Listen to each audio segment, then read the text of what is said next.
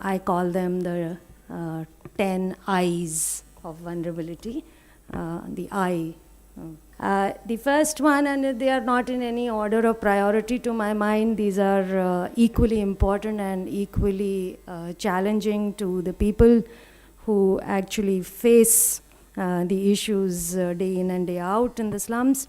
The first to my mind is illegality. If you look at the definition of illegal, it means unlawful. However, the illegal occupation of lands, and this illegality is coming primarily from land, is not unlawful. It has not been procured in an unlawful manner. So there is a very, very formal system and a similar system that prevails in the regular market, land market, that also allows people to actually procure huts and houses in the slum areas. But because we've deemed it is illegal, we've actually transferred a kind of lawlessness onto the slum dweller. The second comes from identity, which we've been talking about all this while. And I think that is critical because it links you to eligibility. You have to produce papers, you have to show evidence of your stay in a city for a certain period of time. But the fact is that it is very challenging for the poor to procure IDs. The most difficult of these being the ration card, and the easiest being the voter ID card. And now, thankfully, the UID is coming through. We hope that that would actually provide whatever reservations people have, but I think the poor are going to really be able to use that in order to get entitlements. The third I is the informality, and this informality is coming from the nature of work and the nature of housing. The situation in Savda Ghevra since 2005, I mean, what you see is, I would say, a much improved picture that has been presented. The informality, the only thing that I'd like to pick from this informality of work is this fact that there are no social safety nets or even saving systems. And we have savings and mattresses which kind of erode whenever there is a fire or whenever there is a flood. So there are a lot of challenges that are attached to informality. The fourth I is, which I have, is for insecurity. And this insecurity, of course, tenure insecurity, we've been talking about there, but there are threats from other systems, other departments, and other agencies.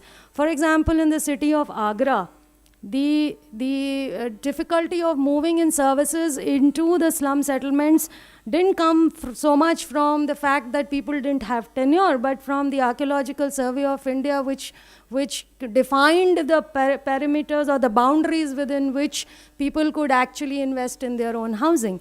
So there are insecurities which actually make it much more difficult for people to invest in their own improvements. The inequity which is legislated. In a city like Delhi, we have a Delhi High Court judgment which clearly says that provisioning of services to the poor is like rewarding thieves. So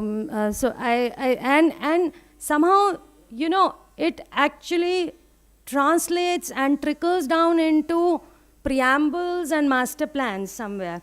And we do know, and because we worked in Savda Ghevra very intensively for the last 5 years, we know that the master plan of Savda Ghevra actually didn't even consider provisioning of formal services network to the city systems. I mean, apart from the fact that the next I is infeasibility, because it was 30, I think it's 40 kilometers from the city center.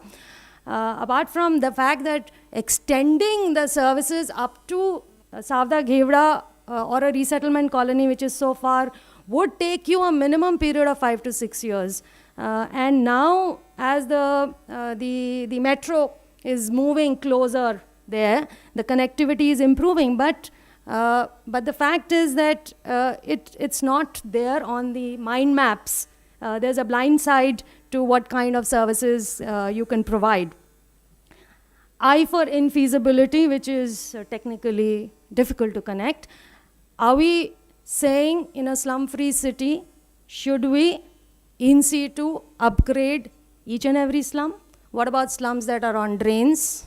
What are our slums that are on transport corridors, which could be very dangerous for children, where the corridor, where the width between the railway line and the housing could be very close? I from invisibility, which is that you're not even mapped, you're not counted. We've recently come out of these social audits that we've done in Ambala and Agra, and we found that the most excluded were the women-headed households.